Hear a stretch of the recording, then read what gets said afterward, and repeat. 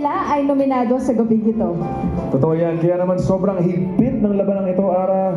Ang mga paborito nating aktres at ang mga baguhan na talaga namang nagpahanga sa atin at ipinamalas nila sa atin ang kanilang galing. Kilalanin natin sila. Mga nominado, panalong aktres, full-length category. Charmaine Buen Camino, Pushcart Days. What you got? Therese Malvar, Pushcart Days. Yan ang totoo, Tay. Mahal na yung mabilihin ngayon. Mahal na magpaaral.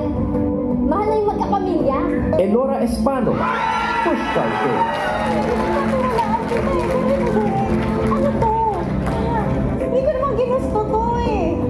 Uziel de la Milla, Anak Story. Nakakawaan. Ang panalong aktres, full-length category. Truly a remarkable list of nominees. However, only one will take home the Panalong Actress Award for full-length film category. And the winner is, congratulations, Charmaine Buen Camino, Pushcart Days. Once again, to present the trophy for Panalong Actress, full-length film category, Miss Roma Rodrigo.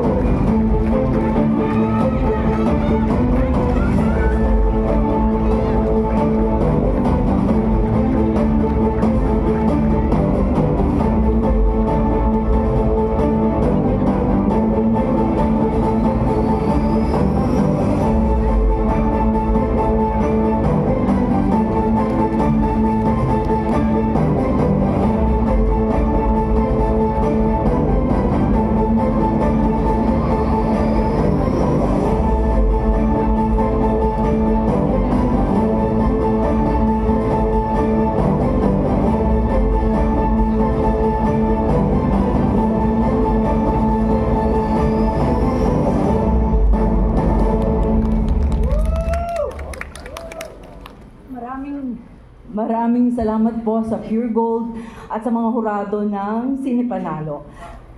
Isa pong karangalan, lalo't-lalo na nominado rin ang magagaling na aktres na si Elora, si Terry, at si Yuzi!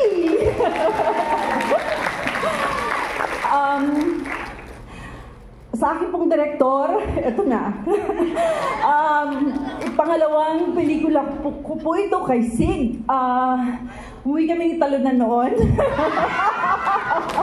Parang kami syempre malungkot. Pero si Sig po yung direktor na tinawagan niya ako para dito. Hindi ko po hinihingi yung script.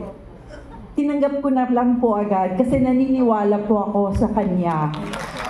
Hindi lang dahil maganda ang script, hindi magaling po siya. Gusto ko rin po magpasalamat sa mga co-actors ko kasi mahirap po yung ginawa namin. Mahirap po magpaka-zombie pala at mag-shooting ng gabi sa halip na araw.